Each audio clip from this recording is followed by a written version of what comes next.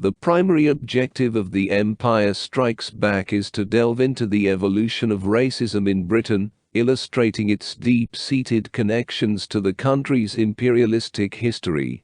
It demonstrates how racism undergoes transformations within the context of economic and political decline, becoming interwoven into the fabric of our present institutions and culture. The inaugural chapter not only establishes the framework, but also asserts the author's belief that this ambitious endeavor necessitates a materialistic perspective, one that distances itself from conventional academic sociology.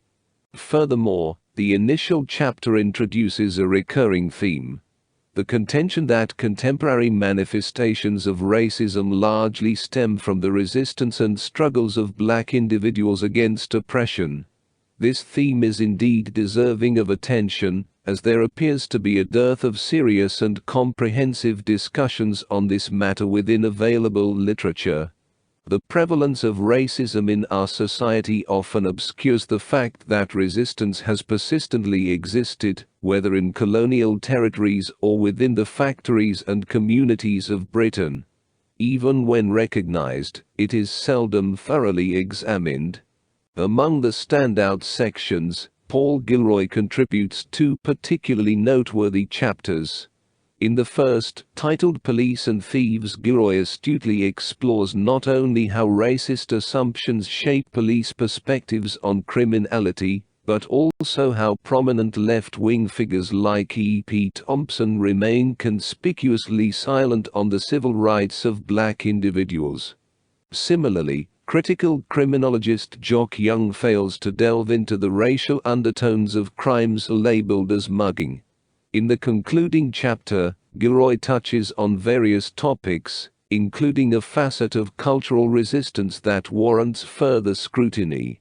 He emphasizes that those who have experienced colonialism bring with them to Britain a unique perception of their struggle and their interactions with whites. This understanding, preserved in their neighborhoods and communal organizations in Britain, informs their responses here. It would be valuable to conduct a more comprehensive examination of these radical traditions. Approximately a third of the volume is dedicated to two chapters by Errol Lawrence. One on the origins of racism and prevailing racist ideologies, and the other on sociology and the concept of black pathology. While the former offers limited novel insights into our comprehension of racism, the latter raises valid points about the often overlooked cultural contributions of Afro-Caribbean and Asian communities, as well as their endeavors to resist white colonial dominance. Nevertheless, a substantial portion of this chapter critiques sociologists, alleging that those engaged in the study of ethnicity or race relations have failed to uncover anything beyond the most evident forms of common-sense racism. Additionally, it contends that they have constructed distorted and inadequate representations of black people and their cultures, which in turn influence public policies across all levels, exacerbating their racist dimensions. Regrettably, this section's tone and mode of argumentation make it challenging to take entirely seriously. The sweeping condemnation and selective quotations undermine the credibility of the critique. This is unfortunate, as a more meticulous and penetrating examination of recent studies would undeniably advance our comprehension of the subject matter. The authors emphatically draw our attention, in various passages, to the glaring neglect or absurd caricatures of the role of black women in sociological discourse.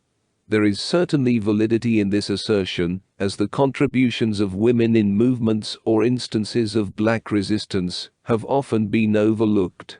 Pratibha Palmer, in her chapter on gender, race, and class, Asian Women in Resistance, takes commendable steps towards redressing this imbalance. She effectively dispels the notion of Asian women as passive and subjugated figures, a mischaracterization prevalent in both popular and academic representations. Palmer provides compelling arguments and substantial evidence in support of her perspective.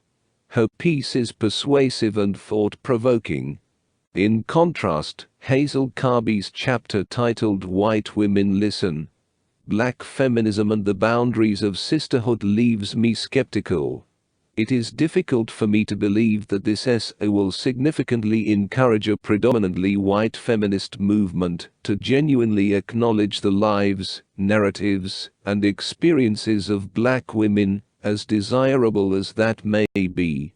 The Empire Strikes Back engages with several crucial issues, offering timely critiques of established beliefs within various sociological branches. It also introduces genuinely original and insightful passages. However, to unearth these treasures, one must navigate through layers of complex language and concepts.